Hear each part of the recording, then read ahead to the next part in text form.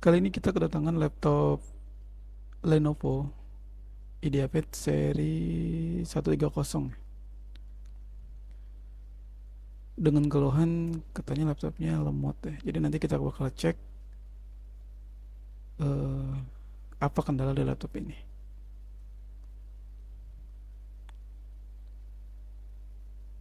Portnya masih ada Ethernet ya, jadi buat internet dengan kabel, dan di sebelahnya ada HDMI, USB, dan jack audio ke reader. Tapi USB-nya masih warna hitam ya, kemungkinan masih USB 2.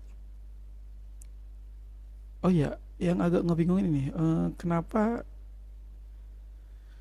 exhaust fan ventilasi udaranya mengarah ke bawah ya, ke atas meja. Jadi kita butuh PR untuk taruh di tempat yang memang permukaannya bagus dan rata ya, biar udaranya itu mumpuni untuk sirkulasi panas si prosesornya. Karena biasanya kan kalau dari sisi luar itu, dari sisi kanan atau kiri, walaupun kita taruh di tempat yang sembarang, itu masih bisa apa, sirkulasi panas prosesornya lebih mumpuni. Tapi kalau misal ke bawah kayak gini, cuman ada di atas meja, jadi kita nggak cocok untuk tempat yang ada tabel pad kayak gini. Dan di sisi kanan ini pun cuma ada DVD, nggak ada lubang lainnya ya.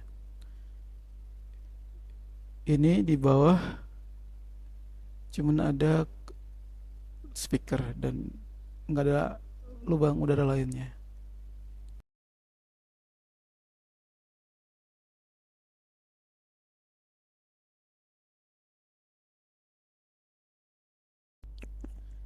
Di atas permukaannya pun polos ya, nggak ada lubang ventilasi udara apapun. Walaupun ini masih menggunakan Intel seri U ya, ini Intel i3 7020, tapi tetap aja prosesor itu mengeluarkan panas. Dan ini tombol powernya jadi satu sama keyboard. Jadi kalau laptop kita error, keyboardnya rusak, otomatis laptopnya pun ikut mati ya, karena tombol powernya jadi satu sama keyboard.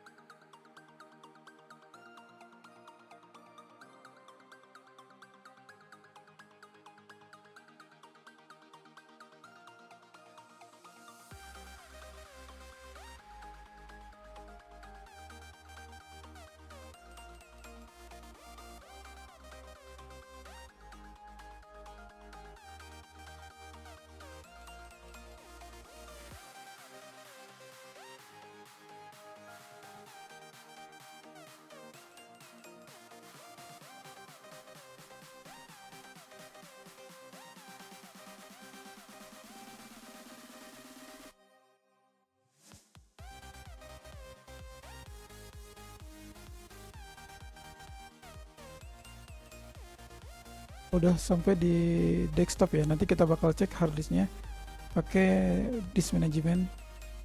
Kita bakal lihat apakah ini harddisk ataupun SSD. Walaupun udah kelihatan dari loading ini harddisk ya, tapi kita cek aja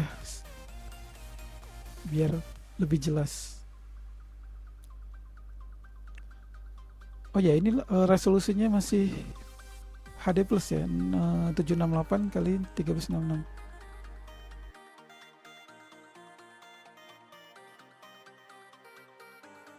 Harga laptop ini di Tokopedia itu kalau nggak salah sekitar 5 sampai 6 juta deh. Nah, lumayan lumayan mahal juga ya harganya, karena di harga itu kita udah bisa dapat laptop yang i5 ya, untuk yang setahun sekarang.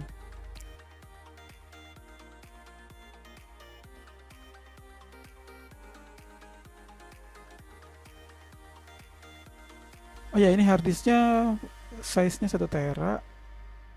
1 tera kayaknya masih masih pakai SATA ya. belum pakai SSD. Biasa harddisk SSD untuk laptop yang di tahun model seperti ini sebelum di upgrade biasanya antara 128 atau 256 GB. Tapi kalau kita udah minta upgrade ke toko itu bisa di 512 ataupun 1 tera. Kita bakal cek di device manager ya, tapi kemungkinan ini udah besar, pasti harddisk. Oke, kita cek disk drive dan oh ya, ini Toshiba ya, karena jarang sekali atau nggak ada ya SSD Toshiba ya, kayaknya nggak ada. SSD itu SanDisk ataupun Kingston laptop yang awalnya dulu micro SD memory card, sekarang jadi beralih membuat harddisk. Oh ya, karena ini tadi kita ngebahas tentang sirkulasi udara dan panas laptop, panas prosesornya, kita bakal cek pakai aplikasi ini, aplikasi hardware monitor, download pakai freeware ya. Kita bisa cek langsung, download di Google, langsung cari hardware monitor. Ini langsung aja pilih yang 64 bit aplikasinya. Oke, kita cek.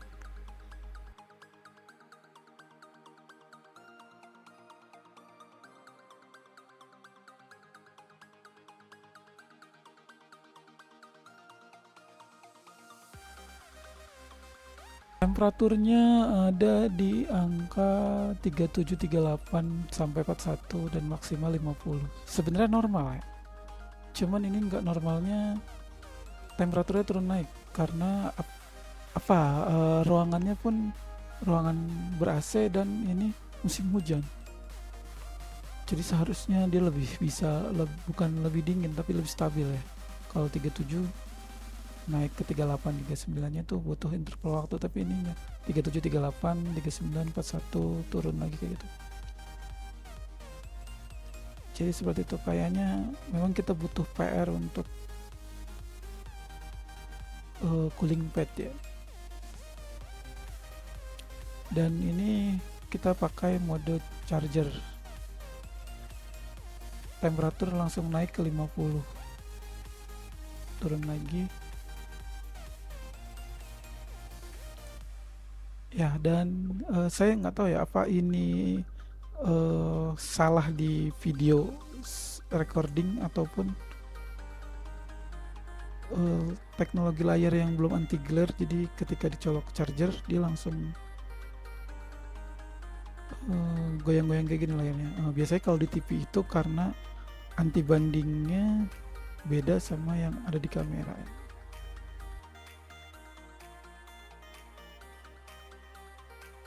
Nah, ini RAM-nya 4 GB.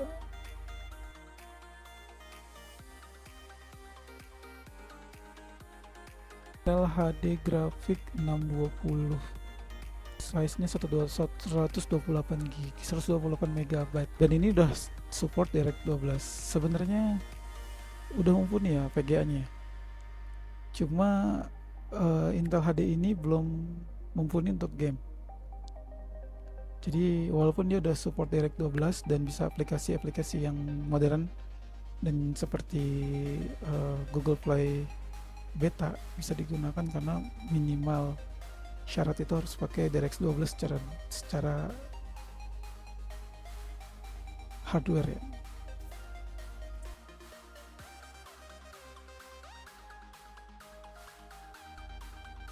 RAM-nya 4 GB dengan speednya 2133 ya. Kalau di device manager kita nggak bisa cek tipe RAM-nya.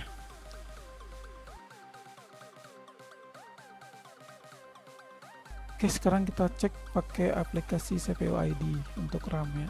Bisa di situ bisa lebih detail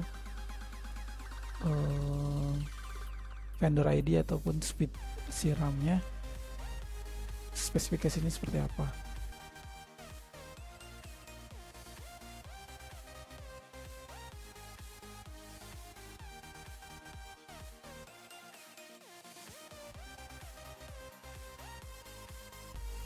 Nah, ini single channel ya, berarti satu keping di 4 giga dan dia ada dua keping di dalam RAM, dan ini yang ada di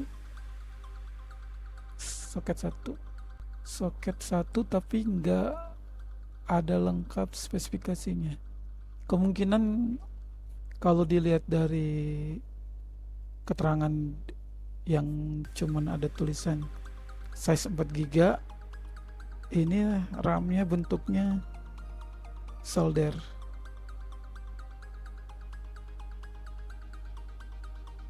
Soket pertama solder dan soket kedua kita bisa baru bisa kita tambahkan. Kelemahannya adalah kita tidak bisa menambahkan maksimal RAM sampai 16 GB. Kita cuma bisa nambahin RAM 12 GB untuk single channel dan 8 GB untuk dual channel. Syukurnya ini VGA-nya masih Intel HD, jadi kita tidak perlu pakai RAM dual channel ya. Cuma kalau misalnya kita pakai VGA-nya Iris Xe yang butuh RAM dual channel, kita cuma bisa nambahin RAM 4 GB, jadi 4 plus 4 dengan speed yang sama di 2133 kita bisa pakai dual channel. Tapi kalau kita tambahin 4 GB onboard dan 8 GB extend, kita tambahkan, jadi kita nggak bisa tambahin RAM ke dual channel, jadi kita cuma bisa nambahin RAM ke single channel di 12 GB. Itulah tadi kelemahan laptop yang pakai model RAM yang disolder ya. Setelah kita cek semua, kita bakal tahu ini kita punya PR yang lumayan banyak untuk upgrade laptop ini ya. Pertama kita harus punya cooling pad untuk sirkulasi laptopnya, karena tadi sirkulasi udara dan lubang udaranya itu cuma mengarah ke atas meja ya. Terus kita harus ganti SSD untuk laptopnya, copot harddisknya, kita ganti SSD, atau harddisknya kita jadikan eksternal, kita ganti SSD sebagai sistem, ataupun kita gunakan harddisk KD ya, tapi DVD kita copot, kita nggak gunain DVD. Walaupun sekarang DVD itu udah sangat langka ya, digantikan sama flash disk, dan instalasi aplikasi langsung dari internet karena internet udah menjamur di mana-mana. Dan ketika kita upgrade RAM maksimal cuma 12 GB untuk single channel dan untuk dual channel 8 GB ya. Bersyukurnya ini masih Intel HD yang nggak perlu pakai dual channel memori. Kalau ini AMD yang VGA-nya Vega harus pakai dual channel, dan kalau ini Iris Xe juga butuh dual channel. Semoga ownernya paham sama keadaan laptopnya.